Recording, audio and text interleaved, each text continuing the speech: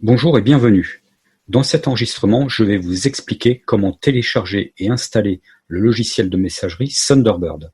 Si vous êtes intéressé par le sujet ou par d'autres, je publie également du contenu sur d'autres plateformes. Le meilleur moyen d'être informé de toutes ces publications est de vous inscrire dans mes contacts privilégiés à ma lettre privée confidentielle.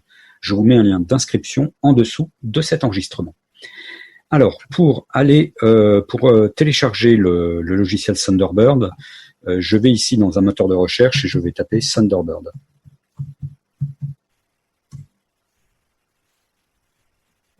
Voilà, et je vais prendre en fait le premier lien qui est le site officiel. Pour savoir quel est le site officiel, on peut vérifier le lien qu'il y a par exemple ici dans Wikipédia. Donc on peut ouvrir cette page-là.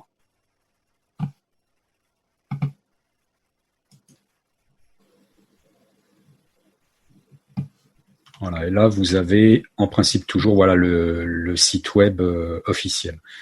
Donc là on voit bien que c'est thunderbird.net. Pour ceux qui ont le support de cours, vous aurez directement le lien dans le support de cours. Donc je vais me connecter sur ce site, thunderbird.net. Et là, c'est pas très compliqué. Donc il détecte normalement automatiquement la version qui correspond à notre système d'exploitation et il suffit ici de cliquer sur téléchargement gratuit. Donc il va télécharger le fichier exécutable qui fait... Ah, il y a eu une petite coupure du site, voilà. Donc vous voyez, c'est assez rapide, il y a 39 MO de fichiers, et vous voyez, en quelques secondes, ça télécharge.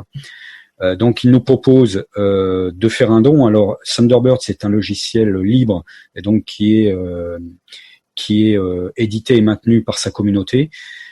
Donc il est bien de pouvoir de temps en temps faire un don pour aider la communauté, et chacun est libre donc de le faire ou pas. Donc vous pouvez choisir de faire un don unique ou mensuel comme ce que vous préférez.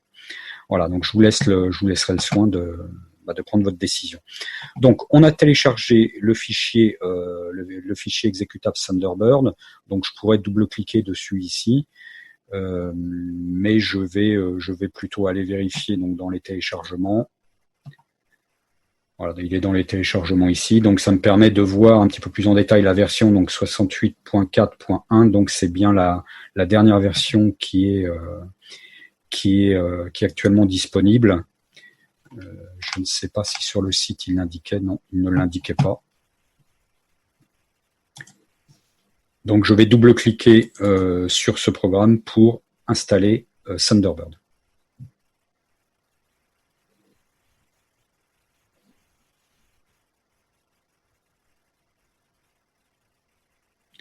Donc là, le lancement est un tout petit peu long parce qu'il fait l'extraction des fichiers qui sont compressés.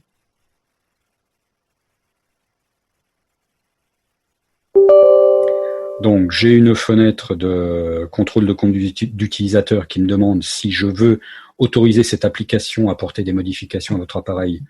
Je clique sur oui. Donc me voilà arrivé dans l'assistant d'installation de Mozilla Thunderbird. Donc je clique sur suivant. Alors les types d'installation, donc je préfère en général utiliser une installation personnalisée parce que ça me permet de voir en fait ce que le logiciel installe. Par contre, je vais bien laisser ici cocher utiliser Thunderbird comme application de courrier électronique par défaut. Donc là, je clique sur suivant.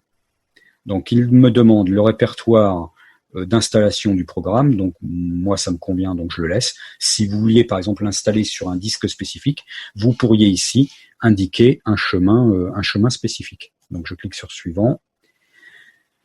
Donc il me propose également d'installer des composants optionnels et notamment le service de maintenance qui permettra de mettre à jour Thunderbird silencieusement en arrière-plan. Alors ça, je ne vais pas l'installer je ne vais pas l'installer parce que en fait, il peut des fois y avoir des mises à jour. Alors moi, j'utilise avec Thunderbird, j'utilise un certain nombre de modules et des fois, les modules sont mis à jour que quelques jours plus tard par rapport à la version de Thunderbird. Donc, ça peut poser des problèmes de compatibilité de version.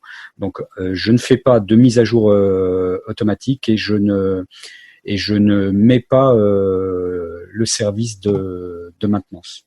Donc là, je clique sur suivant. On a possibilité ensuite de choisir si on veut installer des icônes sur le bureau et dans le menu démarrer, un dossier dans le menu démarrer. Donc moi, je décoche sur le bureau parce que je ne mets rien sur le bureau. Et dans le menu démarrer, oui, je vais le laisser. Voilà, donc il me rappelle les options d'installation et je clique maintenant sur installer. Donc ça va prendre quelques instants, le temps que les différents fichiers soient installés.